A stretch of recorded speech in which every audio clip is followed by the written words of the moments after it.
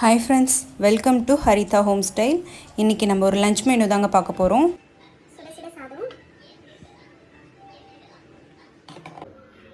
கத்திரிக்காய், முருங்கைக்காய், உருளைக்கிழங்கு போட்டு காரக்குழம்பு.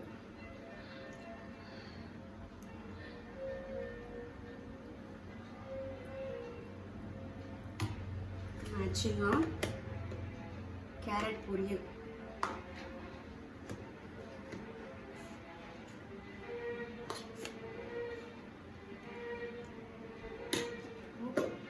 பேட்டப்பிள்.